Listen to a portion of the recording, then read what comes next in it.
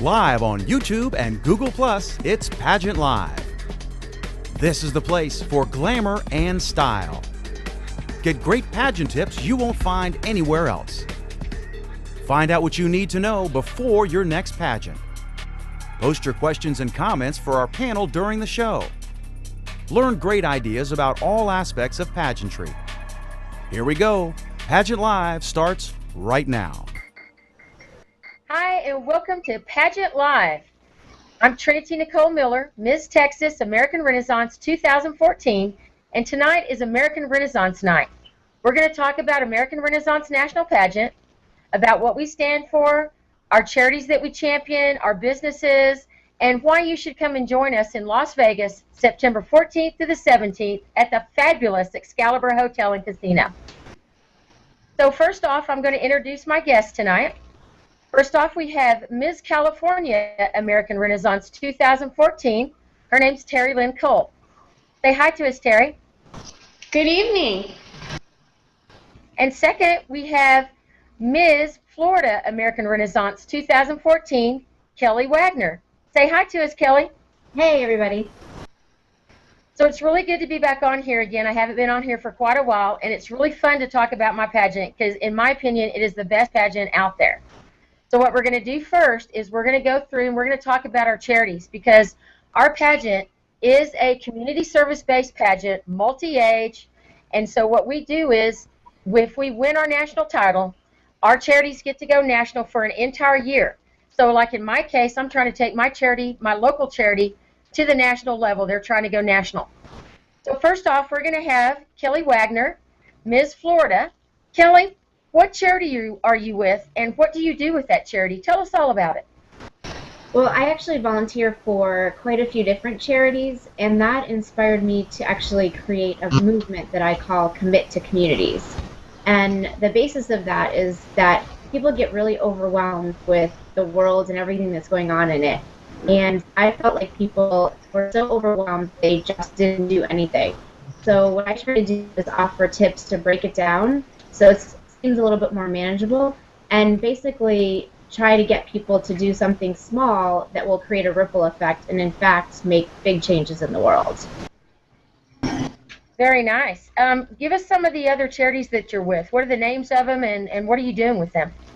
I'm actually on the board of the American Lung Association here for Southeast Florida, and I've been on the board for 8 years, and I absolutely love what they do. I had 3 of my grandparents that died of lung disease, so it's a mission that's really important to me. I also volunteer quite extensively with Forgotten Soldiers Outreach, and they send care packages to troops that are serving overseas. And then they also help veterans here at home by providing furniture and household items to veterans that are struggling. So that's another one that I'm really passionate about. And then, of course, I love animals, so there's a variety of animal charities here locally that I do a lot of stuff with as well. Well, that's just wonderful. That sounds awesome. Now, you said that you had started a charity. Yeah. What's the name of it? I'm starting a charity. It's called Commit to Communities. And what it is it's got 5 parts to it. So one is to get people to recycle. That's a really easy way that people can do something really big. The other one is to always be learning. So I encourage people to take some kind of class or workshop or whatever to grow, because my grandmother told me once that when you stop learning, that's when you stop growing. Right.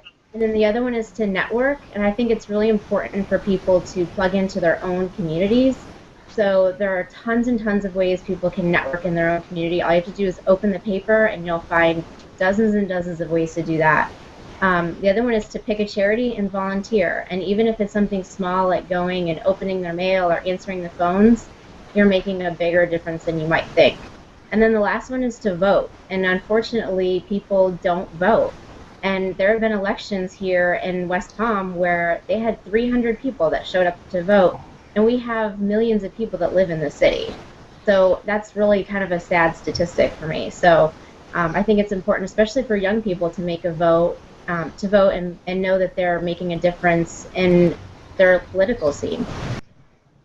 That's very true. And nationwide, only 18% of our population votes for the president. So it's very sad that nobody's getting out there and voting. I just watched that show with Kevin Costner. Let's see, what was it called? Swing Vote or something like this, where his vote actually counted. He lived in a trailer in Texaco, New Mexico, and it came down to his vote who was going to be president. So it actually showed you that your vote actually does count, and you really need to get out there instead of griping on your Facebook about what's going on in the world. Get out there and vote for your guy or your woman and get something done. So that's fantastic what you're doing there, Kelly, and that's really neat. Thank you. So Terry, let's talk to you. This is Terry Lynn Cole, like I said. This is Miss California.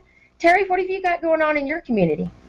My platform is Ending the Silence of Domestic Violence, and my charity is Laura's House, which is a domestic violence resource center and temporary lodging for women who are abused here in Southern California. And as a survivor myself, I want to help other women emerge as victors, not victims. No one expects a survivor to wear a crown and sash. We're supposed to hide and hang our heads in shame, and I want to show women that there's life after abuse. That's wonderful. Do you do any other charity work? Is there another charity that you're involved with a whole lot too, or are you just doing the domestic violence? I've done a great deal of charity and volunteer work in the past, from everything from the PTA to running for city council to being on my local board of directors, but I'm focusing on the domestic violence right now. That's wonderful. That's what I did last year, and it was very, very close to my heart. That's wonderful. And like I said, I'm Trinity Nicole Miller. I'm Miss Texas. And this year I found an interesting little organization. They're local. Their director is on the drug board here for Randall County here in Amarillo, Texas. And she has started a charity called Mothers Against Methamphetamine. And as we all know, methamphetamine is a huge, huge problem here in the United States as well as worldwide. She is trying to go national. And so I'm going to try to help her with that. I just got on the board on that.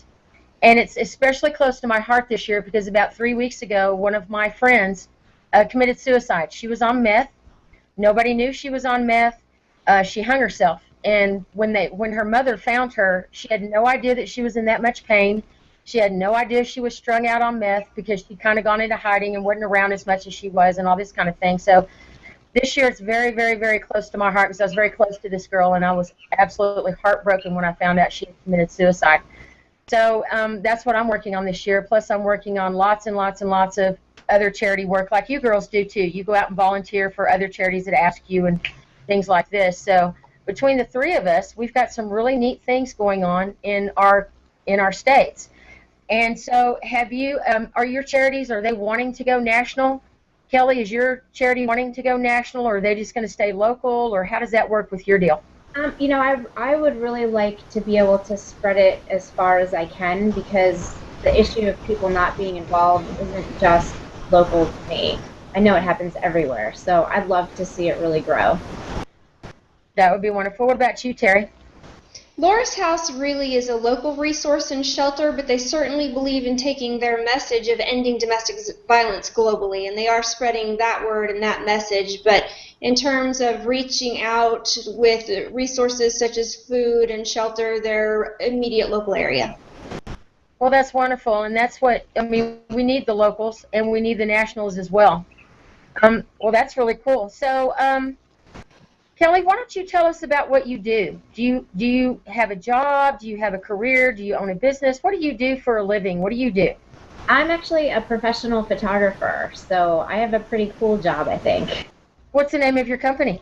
My business is called Fashion Forward Photos, and my catchphrase is that milestones should be art. That's wonderful. Do you work with, is it a company? Do you own it, or do you just go out and freelance?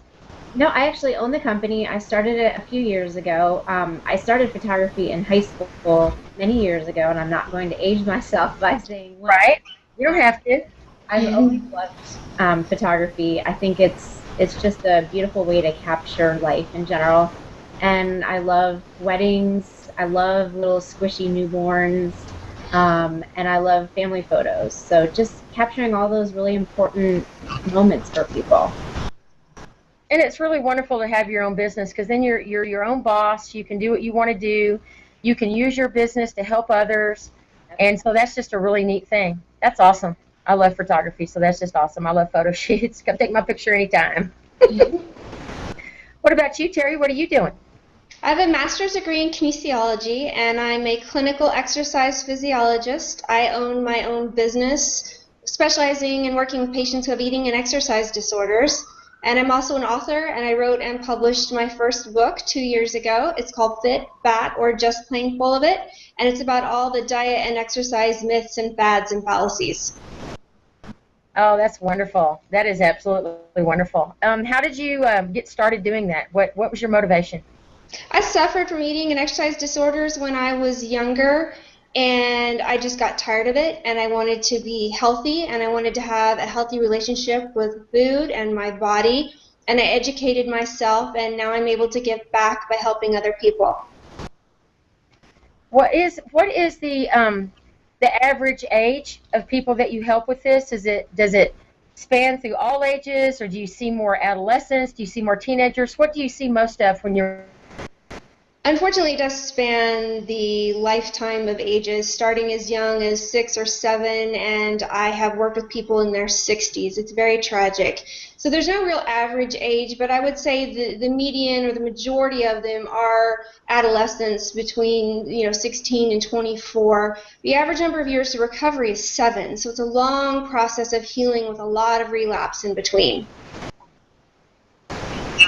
Wow. Yeah, that's a huge problem here too. It's actually a huge problem everywhere. How do you find people to help? Do they come to you? Do their parents come to you? How does that work?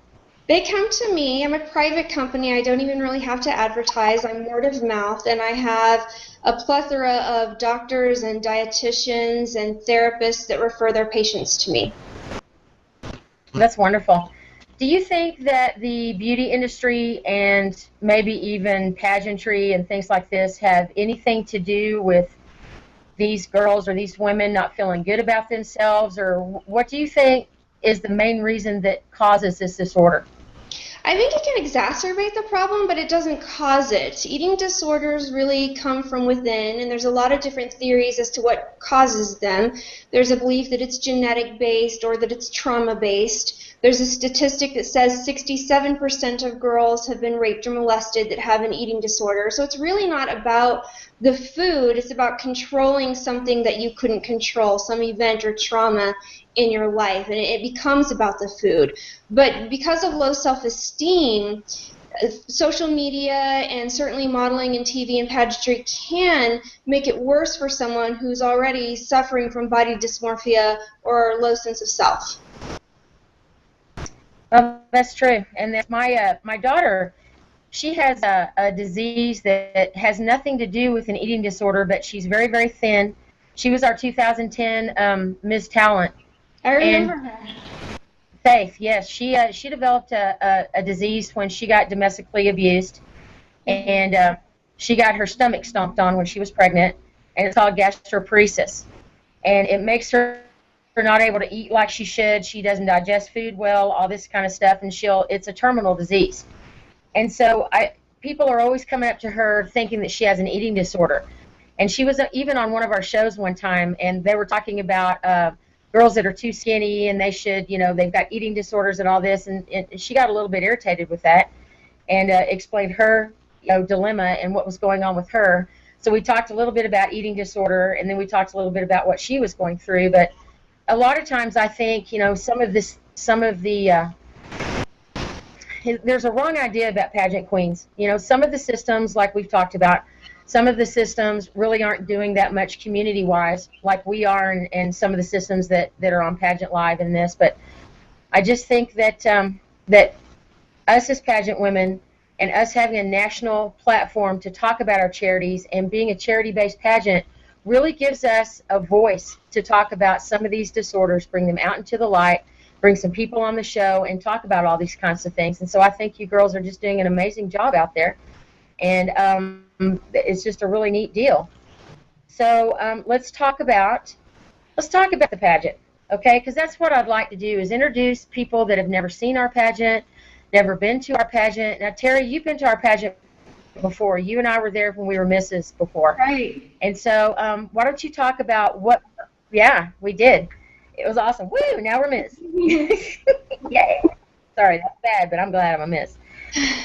So let's talk about. I know, right? Let's talk about what motivated you to come back to American Renaissance. Why did you want to come back? Why did you want to compete? And what's your motivation for all of this year? Well, as you know, we competed against each other, and you kicked my butt. But congratulations! Back when we were Misses, and we went through some similar experiences, and I took some time off as I aged out of Miss and transitioned to Ms. And I just love the American Renaissance system and what it stands for, and the fact that it's heavily platform-based and interview-based, and I have made lifelong friends that I still communicate with, and I'm so excited and looking forward to seeing again. I feel the same way about that. I've made friends from this pageant. I started competing in it in 2009 and got first runner-up, which was great in my opinion because I had so much fun. I met so many neat women, and I could not wait to come back the next year. And I didn't even care if I won or not, which it was great to win, but it didn't matter to me because the whole experience was wonderful. I'd been competing in pageants for probably 8 years before I got to American Renaissance, and I never wanted to go back to the pageant I'd been at before. It was just like, I'm so glad I didn't win. I'm so glad I don't have to reign there for the next year because, yay, you know what I mean? It was just not like it is. It's not like it is with American Renaissance. Plus the crown is fabulous.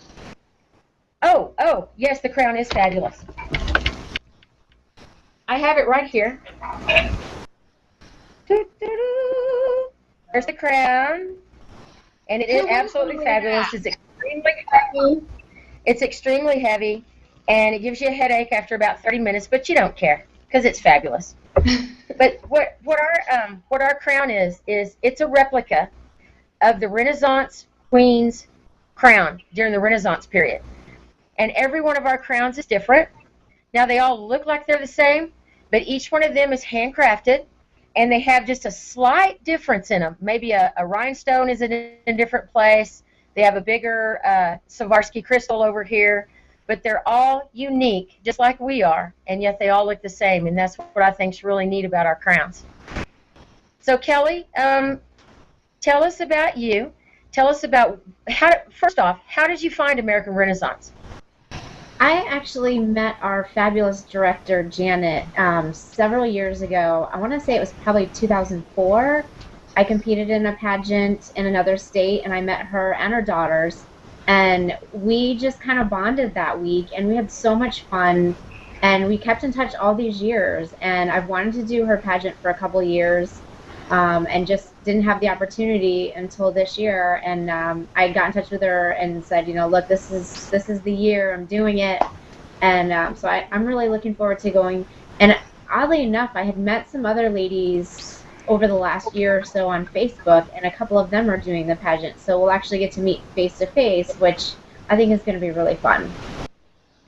It is going to be really fun. And while we're sitting here talking about our fabulous director, let's give a shout out to Janet Remington. She was supposed to be here tonight, but she had to go be in the hospital. So we really miss you, Janet, and we want you to get well really, really fast. All our prayers are going out for you, and we can't wait to see you in Vegas. And we'll try to get you on another show, here pretty soon so you can come on and talk and tell us about your pageant and why you started it and how much you love it, because I know that you do, and I know why you started it, but we'll do that for another show. That'll be fine. So let's talk to you, Terry. What's your favorite area? Because I don't know that our viewing audience knows, but we compete in interview, which is 50%, which is fantastic because then the judges really get to know us and really get to know whether we'd be a good queen or not. We also compete in the evening gown. We wear fabulous gowns. And we also compete in what's called fun fashion rather than swimsuit. And it's what you would wear to an evening appearance or something like this. So we get to wear fabulous dress-up clothes in this part of the competition, and it's a whole lot of fun. So Terry, what's your favorite part of the pageant? Which part do you like the best, and why? It's a tie interview because you really get to champion your platform and your message. And you really get to know the judges, and they really get to know you and who you are, which you can't always tell that when you're on stage. And I love evening gown because it's just fun to get to wear a beautiful dress and take that moment to shine. It's our red carpet moment. Right. I think my video's gone out, but we're still going to keep talking. It's okay. Nobody needs to see me. What about you, Kelly? What is your favorite part of the pageant and why?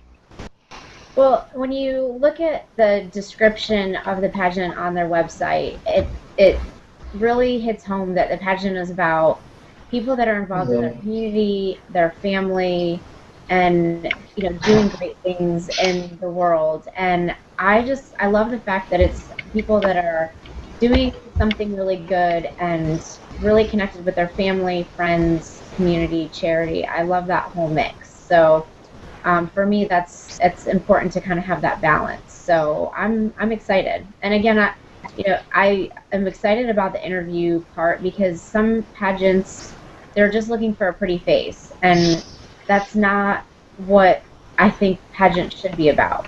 Unfortunately, it is for a lot of pageants, but I think it's important for people to know that we do a lot more than just work out and wear makeup and pretty dresses, And so I'm looking forward to being able to talk to the judges and let them get to know me and let them figure out what I'm all about and how that sets me apart from other people. I think that's super important.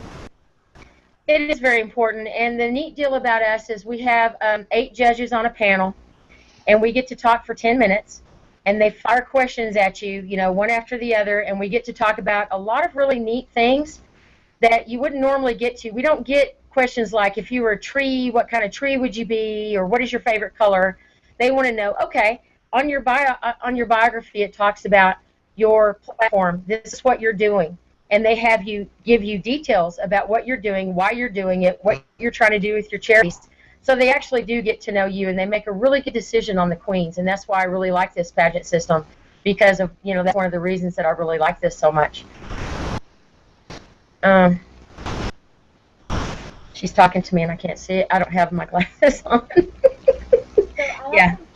Trinity, that Janet was saying that throughout the time that we're going to be there, she has some fun events planned for us too, so that we can bond with each other and get to know each other and just have some fun, so it's not all serious competition. So what was the experience like for you guys last year? Go ahead, Terry. Like the pajama party, when we did it as misses, we had a really fun and funny pajama party, and it was just silly, and we really did wear our pajamas to dinner and hang out and take silly pictures and had a contest, and it was so much fun.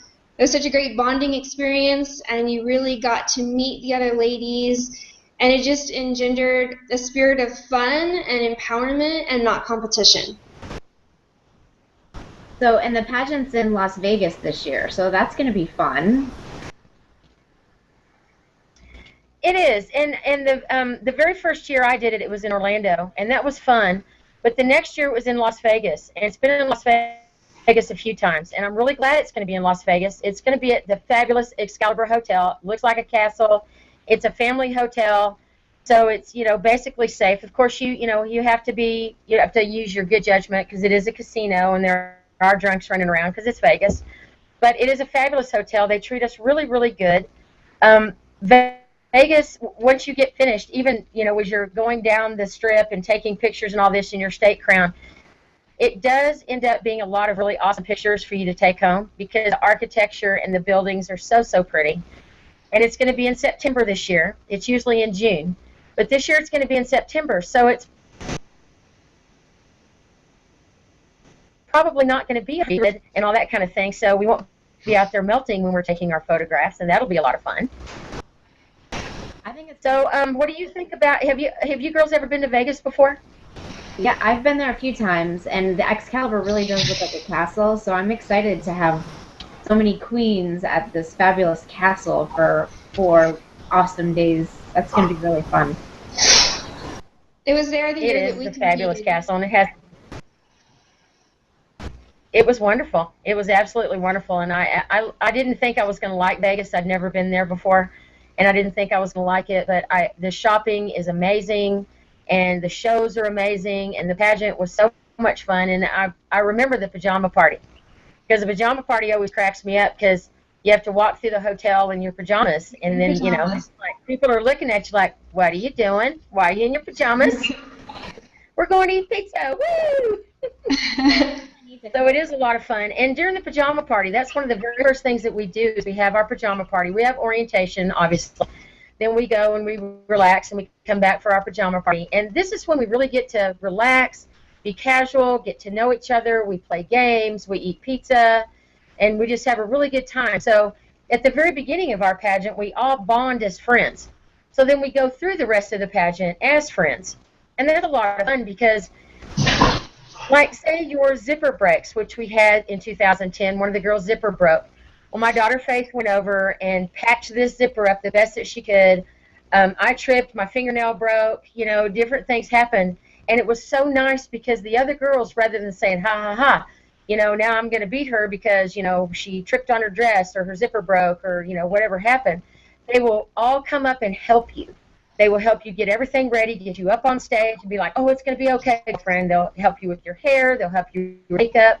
Although we do have a fabulous lady that comes and does our makeup, and she's absolutely wonderful. She did the makeup for Miss Congeniality. She does most of the major pageants makeup, and she's going to come and help us this year like she does every year. But we also have girls that just help each other, and backstage is not stressful other than the fact that you have to get up on stage. It's not stressful at all. It's a lot of fun, and we all help each other. And like Terry and Terry and I were talking about, we make lifelong friends here. So, Kelly, you're in for an experience. You really are. You're going to come out of here, win or lose, going, wow, I won. Because there's so much more to this pageant than just winning the crown. You win a lot of stuff before you leave. Well, I'm looking forward to it. Thanks so much.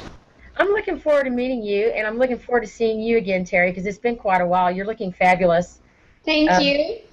You really are. Being a Ms. is really good for you. And did you find that your transition from being a Mrs. to a Ms. was hard for you, or was it, you know, so hard because you had your charities to concentrate to help other people? How did that transition go for you? Because for me, it went very badly. How did it go for you? It went badly. I didn't have any support, and I turned to my church, and my husband was very abusive. And I was told repeatedly that I did not have a biblical justification for divorce and to go home and fix my marriage. And it was actually harder in the end to break up with my church and find my own voice than it was eventually to leave my abusive husband. And on top of that, I have thyroid issues, and I was just laughing because I was remembering the last time we competed, I left my medication at home. So I was a white-hot mess that whole weekend. I think I cried at the drop of a hat because I didn't have my thyroid medication. And everyone just rallied around me and lifted me up. And every single time I was crying, which was often, there was someone there to say, it's okay, it's going to be okay, you're going to make it through. And I'm looking forward to that sisterhood again.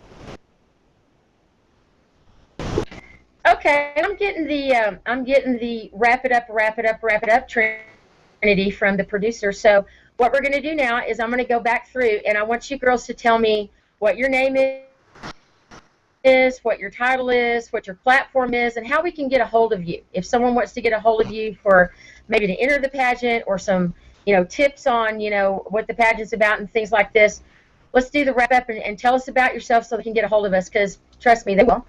So let's start with you, Kelly. Tell us your name, your title, your platform, and we can get a hold of you. Well, I am Kelly Wagner. I'm Miss Florida American Renaissance, and I live in sunny West Palm Beach, Florida. And my business name is Fashion Forward Photos, and you can always reach me through my business website, which is fashionforwardpalmbeach.com. And my charity is called Commit to Community. That's wonderful. You, Terry?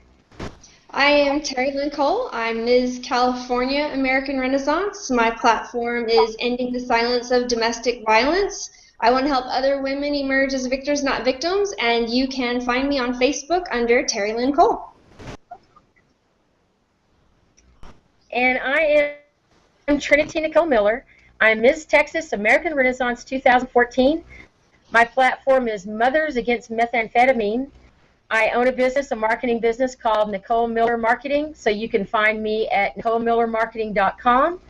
You can find me on Facebook, Trinity Nicole Miller.